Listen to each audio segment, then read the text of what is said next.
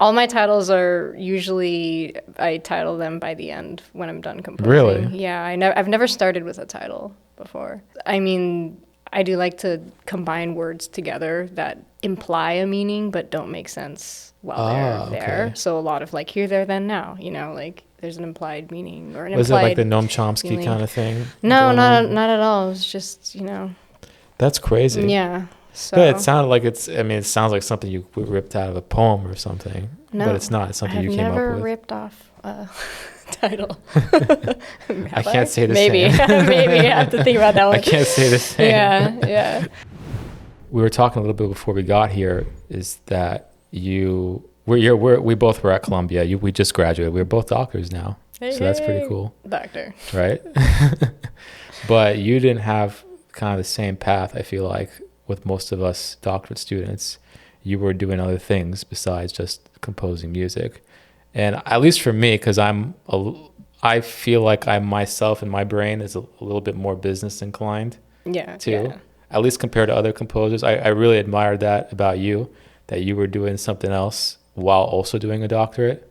So, I mean, I guess I want to start off with that because I think that's really, really different and really something that people can be inspired by in some kind of way. Yeah. I mean, hopefully it's inspiring. So basically my second year at Columbia, I think it was second year, basically started a coffee shop with some business partners. And then throughout the entirety of my time at Columbia, just kind of have been juggling the two of being a business owner and then doing this doctorate thing and then composing. Sometimes I feel like the doctorate thing is separate than the composing thing. I don't know if you feel the same way. I'm so glad I'm actually really glad you said that. I've never heard anyone say that. Yeah. The doctorate is completely separate from composing in my mind. Yeah. So what kind of disconnect were you feeling then? Were you feeling a disconnect with something else on top of that? Like the doctorate and the composing, those are separate, but you wanted to do something else too. Yeah. Right. And I think, well, for me, it's kind of a longer backstory, but basically, honestly, since I was a teenager, I was like, I really want to own my own coffee shop or own my own bar or something. So this is always, it's something that's always been with me, is like this sort of entrepreneurial, having a spot, like, you know, making this environment to serve drinks and then have your friends come and like making this really nice space. Like that's always been a random dream I've always had. And then that year of 2017, 2018? We opened in 2018. So that year I got the opportunity to open a shop with some business partners. And I thought, you know, I just started this program, but also this is like maybe once in a lifetime opportunity for me to do this.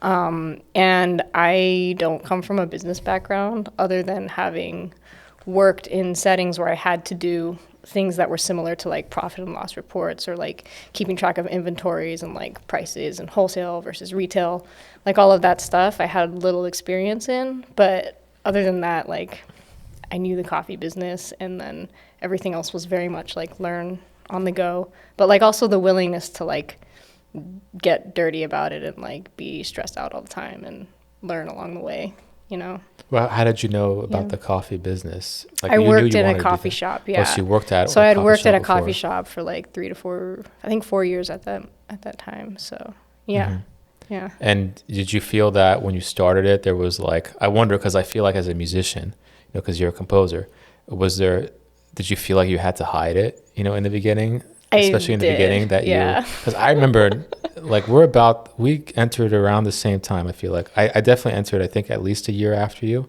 right? At Columbia. I think you were 2 years after. 2 years after. Yeah. I mean, it was not like, we're not 3-4 years apart here. Yeah. It's kind of within a similar cohort, but I had no idea that you were doing that. And it sounds like you were trying to hide it. Yeah. And I wonder, because I had kind of the same feeling within music. Like I was doing film music in a way. I was trying to, you know, I wanted to hide that I was doing that. But that's within music. You were doing something completely different. Yeah. I mean, well, that's a funny point. The feeling like you need to hide something that is not just this narrow path of like academia and like concert composing. But yeah, so I did feel that need to hide. I don't know, it was like guilty or maybe just, I think maybe I can just sum it up by one time after seminar, we had guests like visiting and, you know, thinking about applying to Columbia. And like when they found out I had the shop had just opened like that day or the week before or something. And her first question was like, now quick pit stop to let you know that I do offer one-on-one consultations and lessons in regards to anything composition related. This can range for helping you put together your portfolio for any composition degree that you're applying to. Or you might want to improve your creative chops as a composer from week to week or month to month. Or you might want to get a better handle of the behind the scenes of what it's like to be a composer. How do you sell your sheet music? How do you negotiate commission rates? How do you apply to contests? How do you apply to grants? How do you do anything as a composer, let alone just writing the music? So if this is you, you can contact me using the link down in the description below. Her first question was like, why would you want to do that? And, you know, it was kind of that feeling of like, for me in my head, I was like, why wouldn't I want to do that? You know? Wait, a seminar guest told you this? Or someone who was sitting in, like visiting, not a guest. Visitor. Yeah, so not somebody not that's affiliated with the university and not the speaker. It was just a third party person. visiting composer who was thinking of, you know, applying or something. Mm-hmm. And that was her question was kind of like, for me, embodied this sort of feeling of like when this collective academia feeling of, you know, you do this and you do it for your life and you do just this one thing. Yeah, I think just something surrounding that is why I really felt like I didn't want to tell anyone until kind of it had already happened. Yeah, I could imagine. Yeah. I mean, I felt the same thing with this YouTube thing. Like I didn't tell anybody that I was doing this.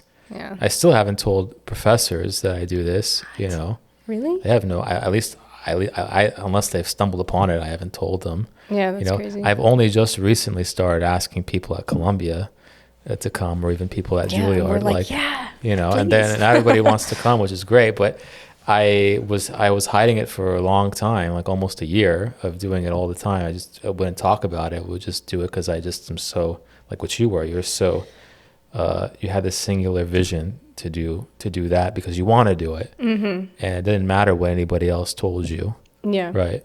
In terms of starting that, like nobody, like you didn't care if somebody told you, hey, you can't do that and this and that all at the same time. But you did it, and you have to show at least the doctorate. You have the business to show for it, and all the pieces you wrote, the 3 separate things you talked about, the doctorate, the composing, the business is possible. So I wanted to start with that because I don't think anybody, I can't even think of anybody that is a composer at least. I know some musicians that start businesses, but it's always stuff that has to do tangentially with music in some way. They start a concert series or they have an app like that has to do with practicing music or something like this, but nothing that is like completely separate. Like, you know, you don't have to have any background from music to do what you do with the coffee business, at least. Yeah. Right. Yeah. I mean, on paper, I'm sure there are things that transfer. No, there's plenty of transferable stuff, but I think on paper you don't need to know how to compose to open a coffee shop. Is there stuff that is transferable that you could, now that you've done it, you know, it's been like 5-6 years since you started, is there like one transferable skill that you would say, hey, you know, being a composer, like what's the one thing that you would say, okay, that was actually something really helpful from composition? I can't even think from, not even so much like the act of composing, but more, I think there's more things about music in general, like the discipline and like the work ethic, you know, and I started as a performer actually, so maybe that comes from that, but just the sort of like working toward a huge goal over a long period of time and knowing that it's going to be, you know, shit getting there. Right. Like, yeah, absolute shit. Like we kind of are, we put ourselves through hell sometimes for these big things. Like even when you're a crazy composition, right? You're like, this is awful. Like, I don't know anyone that composes and loves every step of the way. Like, that's just, I mean, maybe they've made it. Maybe that's it. But our teacher seems that way. Yeah. Georg Haas.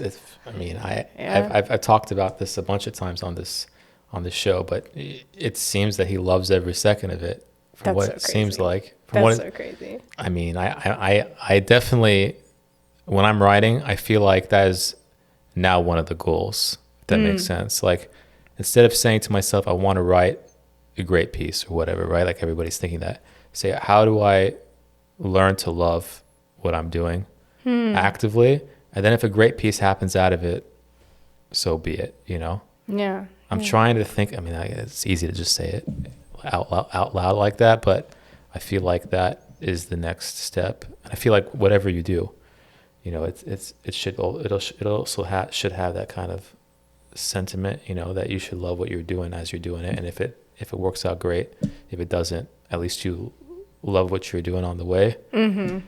But we're not taught to think that way when we're growing up in the conservatory system. Not at all. Like you went to Manhattan School of Music. They Yeah. don't teach you to be that way. No. There, for sure. Yeah. That is it's like a kind of a paradigm shift to come at it that way, I feel like, to be able to adjust to that way.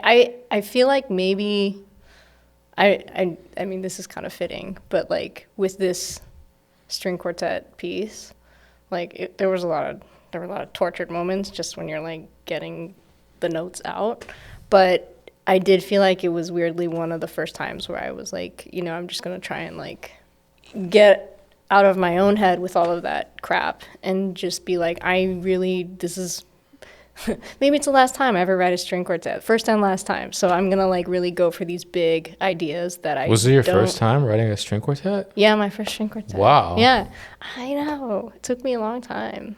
Well, let's hear a bit of it. This is, now that you mention it, let's hear it. This is Here, There, Then, Now, which is the title. For whatever reason, it gets tied in my mouth. I don't know why. It doesn't seem like it should. None of my titles are easy, I guess, yeah. But this is from this year. Yeah, it's from this year. And who's playing on this? Mivos. Quartet. Okay, this is the Mivos String Quartet. Many times I don't play from the beginning. This is another one of those times. So this is about 5 minutes into the piece of like a 27-minute long piece. Yeah. So it's kind of in there in the piece. So here's a few minutes of it.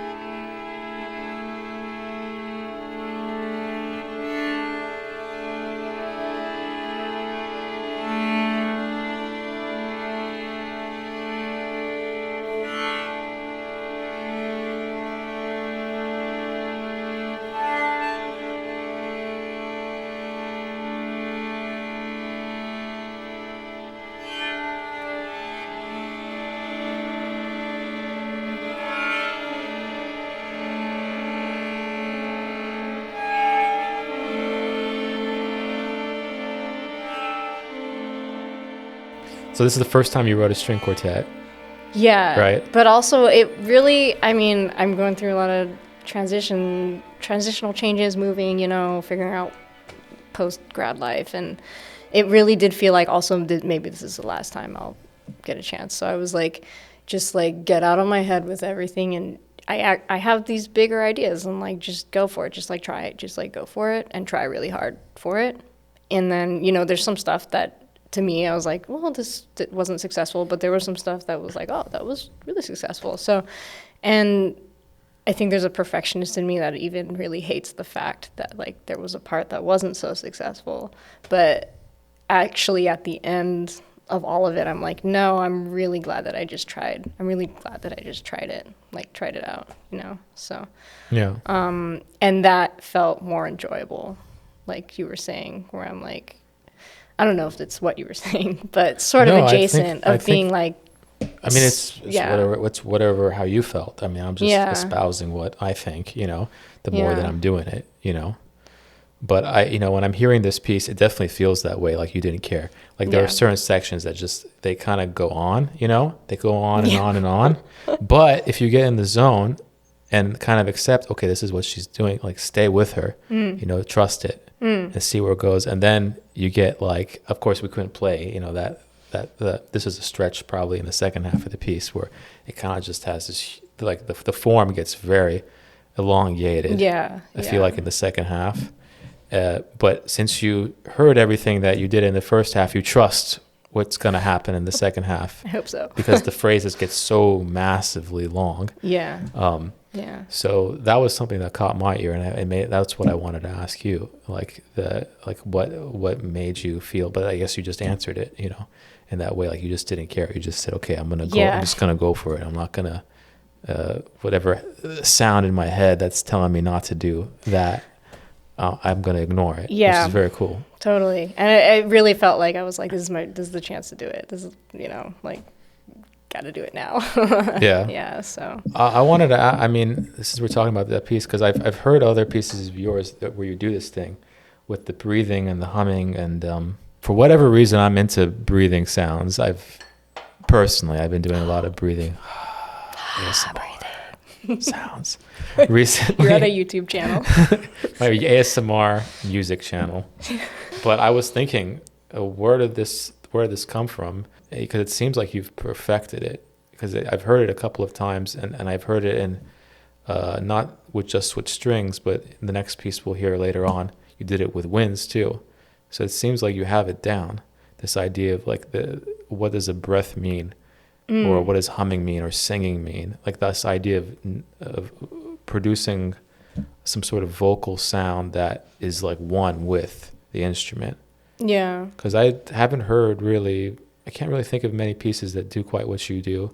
So I'm wondering where that came from and how that all came about. I think this started for me with a duo piece that I wrote, like 8 years ago, almost. It's a duo for this violin duo, 2.0. And I just had the chance to collaborate with them for the first reiteration of the piece. And then really this is kind of the only piece I've ever had where like they just continually play it and work with me on it throughout the years until it's reached kind of this amazing point where they finally like recorded it in a proper studio for an album that's going to come out this year. It's like been a very moving thing for me to have them play this throughout the years, that's such a long time, and to continually be like, hey, we're doing it now, and then halfway through, like at the 4-year mark, like to go through it with me again and like make just the tiniest tweaks to like perfect it. So that's the process with this duo 2.0, which I just wanted to like highlight how special that is. I feel like it's so rare, but writing the piece for them, just the way that they work, seeing them improvise together is so like intimate, and just the way that they can pick up on the most subtle things. And that's really what you get from like the most, skilled musicians, not just instrumentalists, but like on a musical level, on a personal level.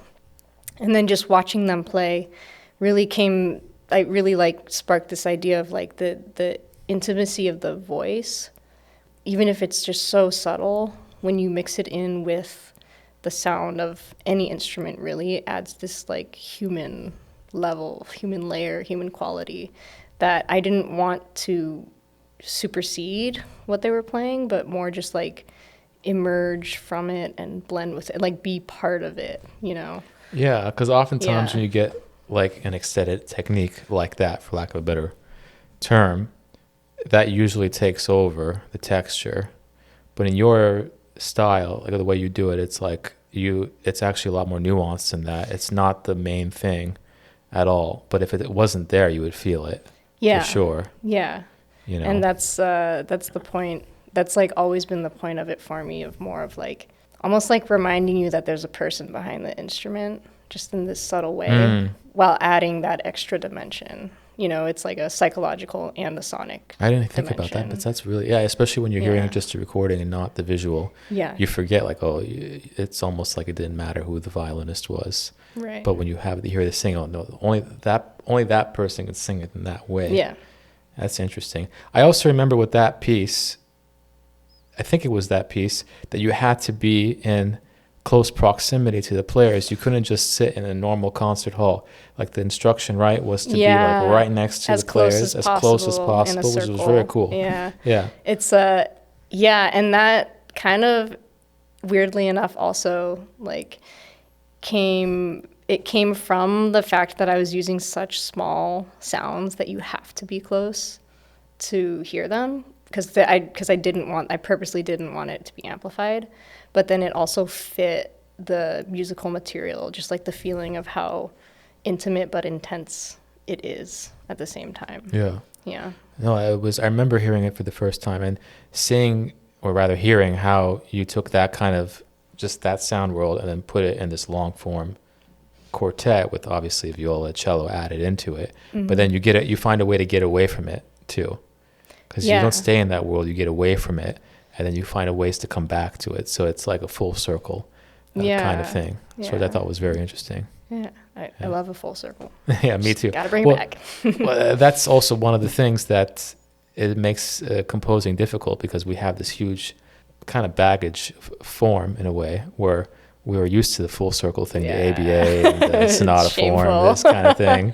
And I'm a victim, you know. Yeah. But I'm a willing victim. I think you're the same way. We're okay with it. I'm comforted by getting back to the breath and the humming sounds at the end. I feel like also for me it is a personal choice. But for me, when it's such a long form, I prefer to have something that connects, you know. Yeah, it's okay to use the old forms in that way. I'm getting in my own head again. Yeah. Got to admit it. So Uri hates full circle. Uri? Yeah. Uri, I think he said something on the lines of he wants his forms to mimic life in some way. And life has nothing to do with full circle. Besides the idea that we, obviously we start from nothing, we're born, and then we live, and then we die. The most important full circle. Yeah, but I think you're right. I agree. Just because I love to give Uri shit. I agree. We always get in such a great arguments. Yeah. Well, he is that way, but that's why he's so fun to talk to. But we were talking. He was saying that his pieces, they kind of mimic his own life. It's like. He doesn't know what he's doing from hour to hour, minute to minute, so why should his music? But I also like the idea that, music is a form of escapism in a way.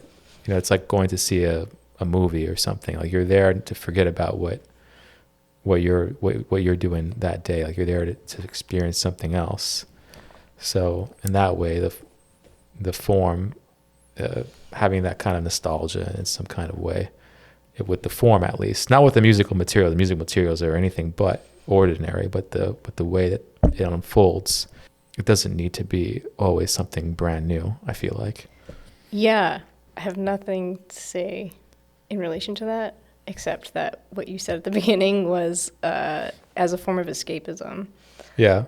Which is interesting, because I feel like more and more my experience of new music is much more fulfilling in person than if I'm listening to a recording, just because it is fully encapsulating that idea of escapism, or really your full attention. Maybe it's just an attention thing, but almost kind of like watching a movie in theaters as opposed to at home.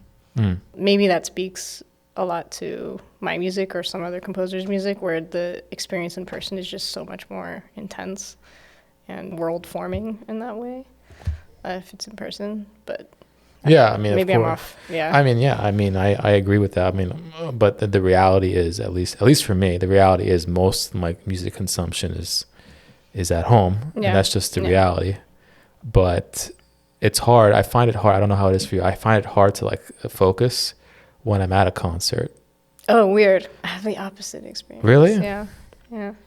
Yeah, because sometimes I get, I don't know, I see someone there that I haven't seen in a while, so I'm like focused on them. I'm like, oh, should I go and talk to them at intermission or whatever? Or, Oh no. or sometimes I'm hearing a piece, I'm just trying to get into it, but I really just don't like it. So I kind of zone out. Okay. And I'm there to hear a specific piece, so I'm just kind of waiting until all the other music is over. That is fair. So that I can hear that piece. Yeah. And it kind of kills the mood. Okay. Okay. But you're not like that. You're fine with, okay, just give it all to me. Yeah, I don't know. I feel like for me, I'm just like if I'm like there, then I'm like forced to sit still and pay as much attention as I can. I don't know. Maybe I close my eyes a lot. Maybe that helps because I get distracted, especially if there's a conductor, like watching the beats and whatnot. I don't know. You come from like a non-musical family, like me, right? No, my mom, she's a piano teacher and a church. Oh, she is? Yeah, I church didn't organist. realize that. Yeah, Okay. Yeah. Okay. So me and my siblings, we grew up playing piano, and I play piano very poorly now. But did they know anything about this new music scene? Yeah, so basically because of the Ojai Music Festival, like I grew up in Ojai in California, and the festival's there every summer. It's been there since back in Stravinsky and back in the day when they started it.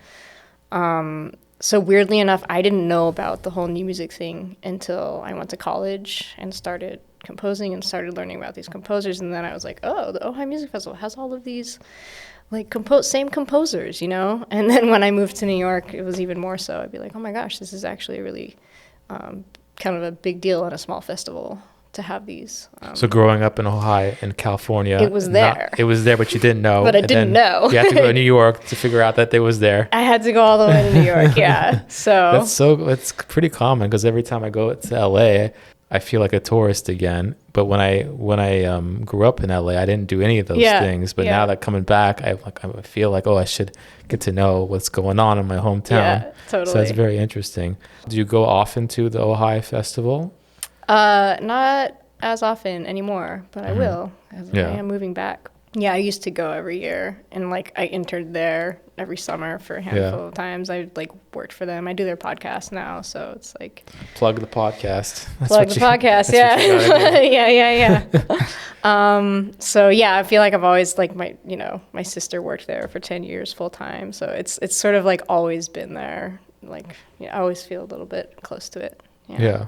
I've never gone before, but it's something I want to do eventually because a lot of friends have had pieces on there. And I like the mix of kind of the older composers and the younger composers. They're all kind of are mixed in, which I think is really cool. Yeah. And it's a beautiful place to just go and vacation and.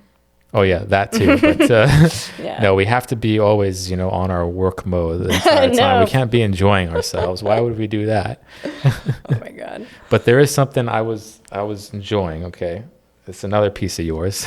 Speaking of enjoying, I'm glad you enjoyed other things. This is very different though. This is a piece called "Nothing, Never, Always, Sometimes Changes." Another piece that I get my tongue twisted, even though it doesn't look like. I know, but that's a good thing. The titles are all hard. You wouldn't think of it when you're looking at the title that it would get in your mouth like that. But it's a piece for you have different kinds of flutes: tenor, saxophone, violin, cello, and piano. So it's sort of like a kind of a mixed ensemble. This piece, I'm playing it from the end, kind of near the end, where there's like this kind of unison, well, not kind of, it is a unison going on between the saxophone and the piccolo. I think is a very interesting combination. Super high tenor saxophone and kind of like middle of the road piccolo sound. Never really heard anything quite like it. And then you got like some of these ornamentation going on that is like kind of reminiscent of some non-Western music that you can't quite pin down. You don't know what it is exactly, but it's like not of the tradition. So let's hear a couple of minutes of that.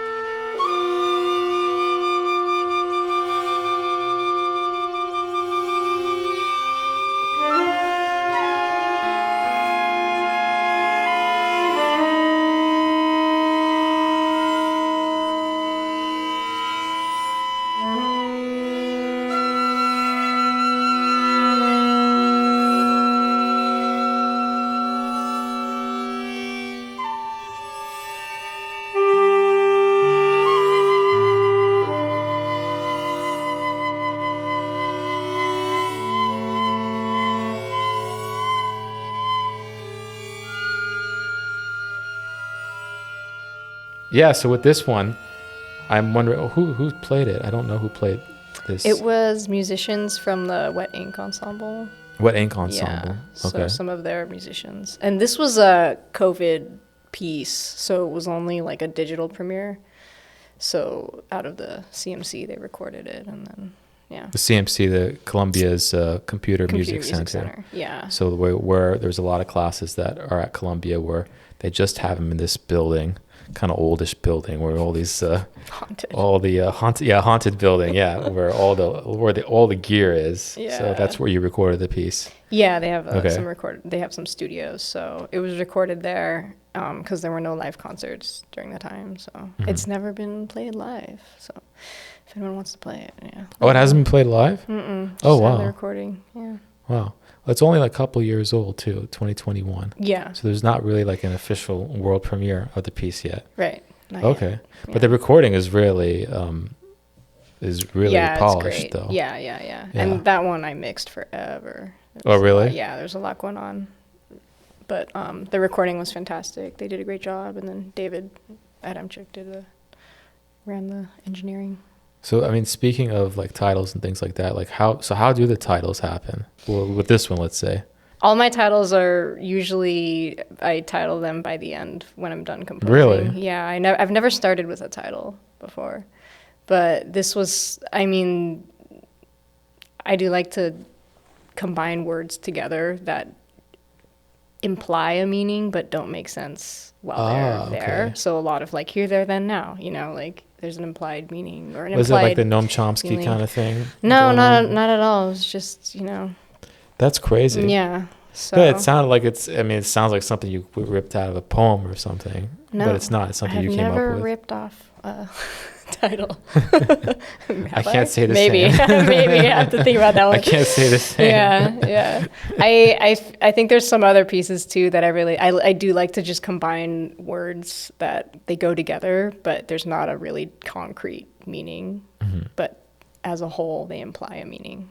So, and this really fit sort of the circular nature of the beginning of the piece, but also of like obviously having just gone through 2020 our sense of time and our sense of, despair and hope and this sort of like cycle that we were all living in that entire year. Yeah. So it was kind of a fitting thing that came to mind. Do you remember at all, like, I mean, this excerpt at least, do you remember how this came up to be, that you came up with this combination of tenor sax and piccolo doing this kind of, do you remember it at all? Because it seems so different than anything I heard from you. I was like, I've never heard this before. It might sound cool.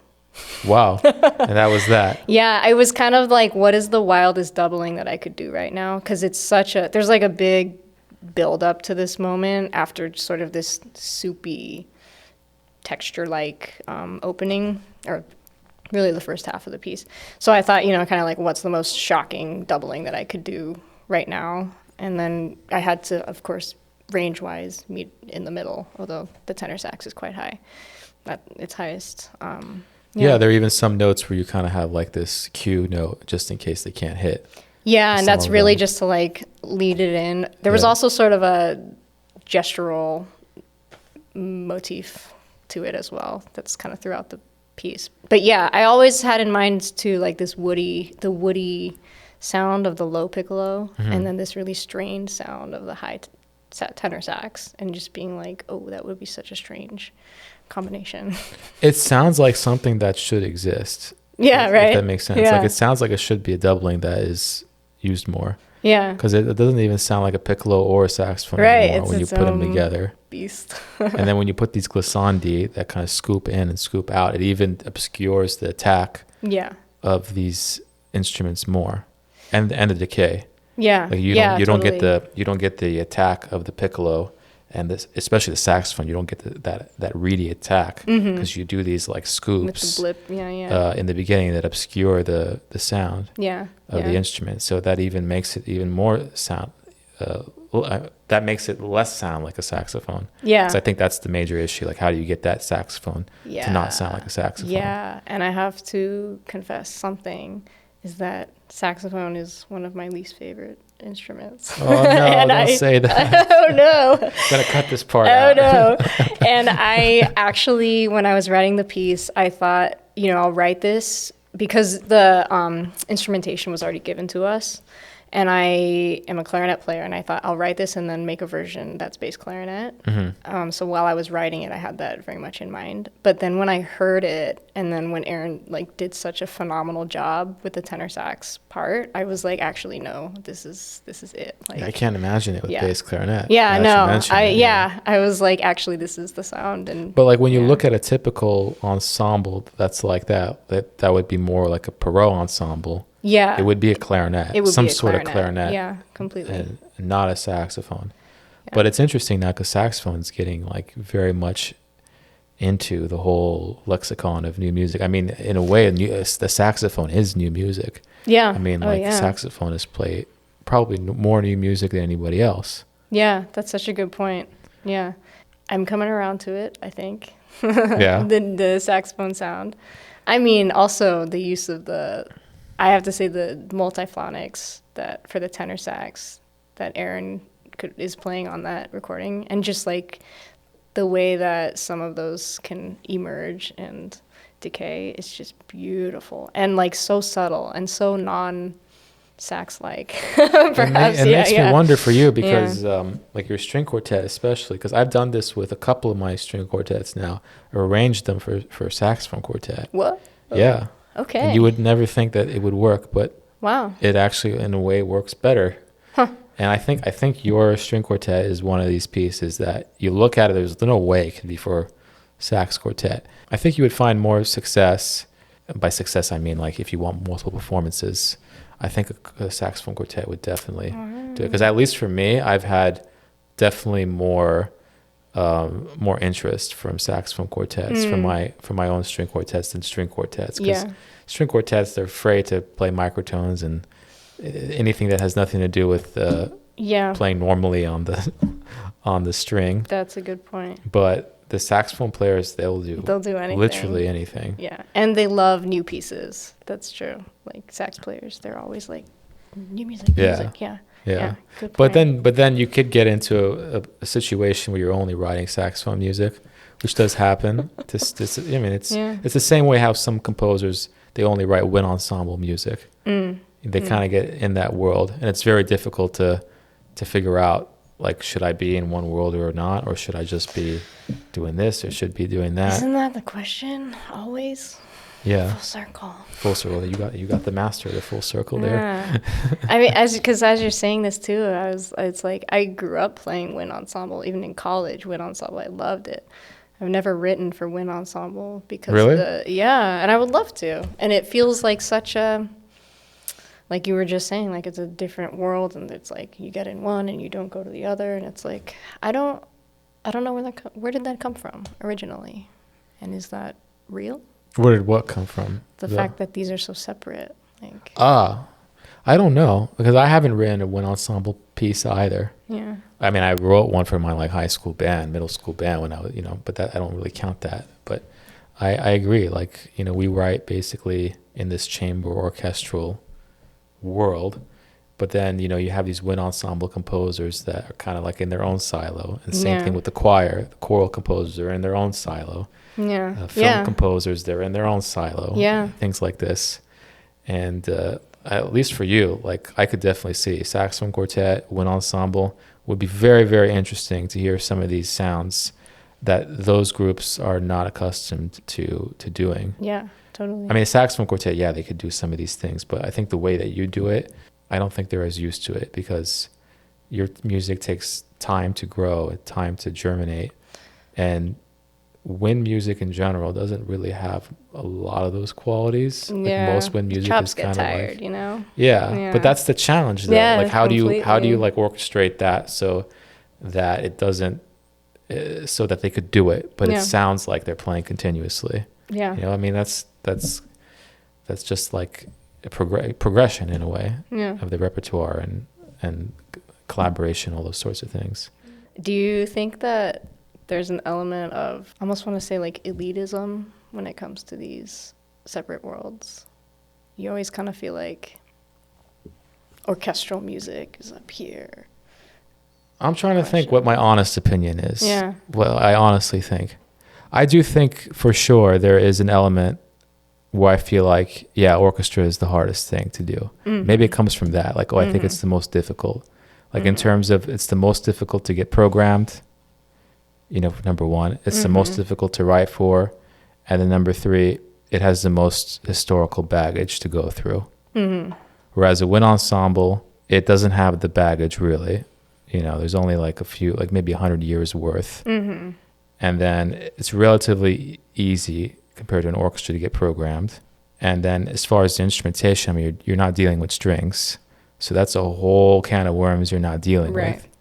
So in my mind, I'm not, of course, if that's elitism, I guess that's what it is, but I have to recognize that personally, so that if I get a chance to write for wind ensemble, I have to be honest with myself and be cognizant of that bias that I have. Yeah. I think that's what it is. Yeah. Because if I sit up here and say, oh no, there's no elitism, I think I would be lying to myself. Yeah. Mm-hmm. But if I recognize that and tackle it head on when I'm writing a piece like that, I think that will help the process. Yeah. But just ignoring that that's how I feel, I don't think helps anybody. Yeah. So completely. I don't know how you feel about it. How do you feel about it? You put it on me. I know. I think it is something that I've been thinking about a lot. Yeah? Yeah. I mean, especially because like we come from the same program and we come from the same sort of educational funneling, where I do think certain types of music, certain ensembles, certain concert settings are put more on a pedestal than others. Just sort of I guess maybe that's what I'm thinking about in terms of elitism. Set up, institutionally, I would say, and like historically, socioeconomically as well, which is something that like, I guess for me, I'm like been thinking quite a lot about this and like, what the difference between why people are not crossing these sort of boundaries between writing movie music, or like being afraid of saying I'm writing movie music, that kind of thing, or writing for wind ensemble versus writing for orchestra. Yeah, I don't know. It's just all there. Still thinking about it. Yeah. But I do agree with you, and I like your answer as well, that like when you do get an opportunity to write for a wind ensemble, for example, like, yeah, just being really like bringing everything to the table and being aware That's of what that. I mean. Like, don't dumb down your language because you think that, the orchestra can do this, but a wind ensemble can't. Yeah. And I would say the same. You mentioned film. The same thing with film. Yeah. If you get offered a film or I get offered a film or whatever, it doesn't mean that I'm going to. Of course, film is a little different because it has certain needs that might not exactly line up with your needs as a creative person, but it doesn't mean that you forget about everything you learned and what you've done in your own past. Exactly. Yeah. But thinking to yourself, it's film music or it's wind ensemble music or it's choir music or whatever. It's not as elite as orchestral music. I don't think it's helpful when you're writing it, but I think it's okay to have a bias towards that because you got to make a decision on what you like the most.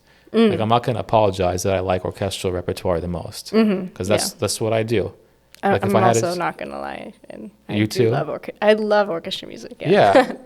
Like, if I had a choice, what am I going to do? If you told me what am I going to listen to for the next hour, like, I'm probably going to put some new orchestral music, I'm probably going to put some Andrew Norman or some Georg Haas or whatever. I'll put some Aaron J. Kernis. I'll put all different kinds of stuff, I'm not going to put just it's just the truth, Yeah. Also, I like that what you said earlier, where it presents a challenge too, to take everything that you've known and put it to an ensemble that has these restraints that you might not have had to deal with before. Just like you were saying, like, there's no strings. You can't forever, have a sound going for 20 minutes unless you actually orchestrate it or write the instrumentation in a way that's going to sustain it without having everyone circular breathe for 20 minutes. Yeah, like writing like a held note in a wind ensemble. That's a skill. Yeah. But in an orchestra, you just free bowing. Give it to the violins, violas. Yeah. Any major you look at your John Adams or your John Luther Adams or any of these, or Philip Glass, or any of these people, like they have goose eggs all over their scores, and it sounds great, but you can't really do that in a wind ensemble. Yeah, totally. So it's kind of interesting. Yeah. What do you think is, since you finished with the degree? I guess this is my big question of this whole thing, is what do you think now that it's all done? You did your bachelor's. Did you do your bachelor's in composition too? I did it in clarinet performance and composition. So, okay. Yeah. And then you did your master's MSM composition, no clarinet. Just composition. And then DMA composition at Columbia. So that's like, not to put a number on it, but that's too long. That's more than a decade. And I'm in the same boat. Yeah. I've done the same thing. What are we doing with our lives? What's the main, I guess, positive? Let's make it equal. Yeah, sure. Positive takeaway, negative takeaway, and I'll give an answer. I'll be fair. I'll give an answer too, since I'm in the same boat. I think the biggest positive answer in terms of being a composer is, like, throughout all that schooling, I had the opportunity to compose, to actually do that. And have the resources, like, musicians that you can call up and say, hey, can you help me with this? Do you want to play my piece? Especially undergrad at MSM is very, you had to put it together yourself and, like, meet musicians and actually put your own concerts on. And just that time and freedom to do that and explore being a composer, and be able to, and can I swear on this, be able to fuck up. Yeah, you can swear. Yeah, I fucked up a lot, be able to make so many mistakes being a composer throughout all that time, like, because you're in school and that's like kind of that's why you're there, is to do that and, like, to soak in also from, like, your colleagues and your friends, and you can't do that in real life, is to, like, have that amount of time and those opportunities and just the resources, even, like, just the other day, being able to use the music studio at the Columbia Music, the CMC, the Columbia Music Center, Columbia Music. The Computer Music Center. Oh God, it's terrible. Yeah, just having the ability to go in and use their nice microphones and use the recording studio, stuff like that. It's like, yeah, so many, it's like, that's as much as I could complain about however a decade long of education. It's like, I'm so grateful to have had all of that and to like meet amazing people like you along the way, of course, you know, so. So what I would have said meeting me was a negative, but what? It's on your show. He's great. I guess I'll say the positive. We can go to the negative next. But I guess all the same stuff. For me, I think for me it's the biggest thing is I was able to do something I thought that I thought wasn't a real thing. You know, like growing up, I didn't know anybody that was doing any music at all. Everyone in my family is like a businessman or a doctor or lawyer or I have an engineer uncle. I have another uncle that, you know, used to own a grocery store. And, you know, the list goes on and on. It's all like stuff that sounds like a normal job. So I think for me, it's, wow, I can't believe I spent like the last, 20 years of my life doing like something that seems like magic. Yeah. You know, I think that's the thing. If I was really to distill it down, like this entire time I could have easily been in med school or something like that. I was a pre-med for like my first day in college. Yeah. Oh my gosh. So I could have easily done that. And then this entire time I would probably wondering like, what if I did music instead? So I think that's it right there. That at least I was able to try. Yeah. Well, and succeed.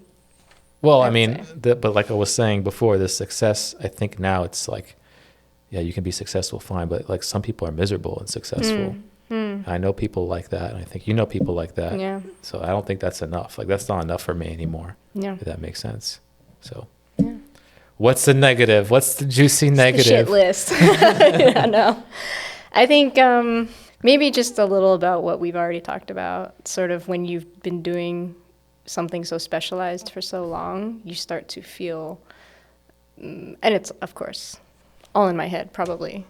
You do start to feel a little bit like societally, is it okay to do something else? Or like, you know, the pressures from people like, what are you doing? You know, where are you going to get a professorship? And it's like, what if I don't want that? I don't know. Like, when you've been doing something for so long, especially when you get, I think especially when it gets that specialized, you start to feel a little out of place. You deviate from sort of the normal path. Yeah. And also part of that too is that you are surrounded by only those specialized people at some point. So I would say it's important to keep branching out of the bubble. Yeah. Yeah. So that, I mean, the older you got, the more you progress in the program or any of these programs, the more you realize, it's going to take effort to get out of this. Yeah. If you want to get out of it. Yeah. Effort and sort of just a little bit of like, just listening to yourself, I think, and believing in yourself, you know, believing that what you want to do is what you want to do. You don't have to please other people. Yeah, that's the big thing, not pleasing other people. Yeah. Which is kind of like, in a way, especially if you're a performer, that's kind of like what you're taught to do, to please other people. Yeah. I mean, that's really what it is. You want to provide an experience for somebody else, or you want to play that excerpt like it's supposed to be played for your orchestral audition. Not the way you want to play it, but the way it's supposed to be played. Yeah. So in a way, it's kind of like you're pleasing. The job is to please other people. In a way, you know. When you've been taught that for how many years of your life. Yeah, exactly. Hard to break out of. I guess for me, the negative, if there is a negative, I didn't think the money would be this low, to be honest with you. If I'll be blunt, I didn't think the money was going to be as low as I'm seeing it now. Yeah. In terms of commissions from major institutions and things like this. I thought it would be, once you get to some sort of level that, especially when you start to get in your 30s, you know, like people have families, people are getting married, people, you know, they're trying to start their life. They're not in school anymore where you can kind of get away with. Yeah. I didn't realize that it kind of just keeps going like that. And I think that's, I don't know what to feel about that, because once you feel like you hit a certain level and you're like, wait, the money is not what I thought it was going to be for the amount of experience one person has. you know? Yeah. I mean, I feel like that could be a whole nother episode. Yeah, We want to talk business and practicality of composing. But that's, yeah. that's what I was surprised about. I'm not surprised by how long it takes to write a piece. I get that. I'm not surprised that it's hard, you know. I'm not surprised that it's competitive. You know, I'm not surprised that, you know, the older we get, there are less of us doing the composing, because it's not easy to keep doing it. I'm not surprised by any of that. I am surprised by the lack of funding, though, for new music especially. That's surprised me, especially in the United States, where you think there's all this money everywhere. That has surprised me more than anything else. That being said, I don't know if that would have changed if I knew that. When I started, I think I wouldn't have cared. No, you probably wouldn't have cared. You know, I would figure out a way. You would have somehow. like you're figuring it out. You would have figured it out. I think. Well, it's funny that you say that you're not surprised, or that you are surprised, because I'm not surprised. I don't know what. I think maybe through my MSM years, it was pretty obvious that there was such a disconnect between generations that like who was teaching and professors and the amount of money they had when they were out doing new music versus like our generation and what we have to do to sort of consistently doing grants and hustling and, you know, multiple, maybe because I have a lot of friends who are performers too, that exist in that world where it's just like, it's brutal out there. So yeah, I don't know. That's a whole nother thing though, is because when the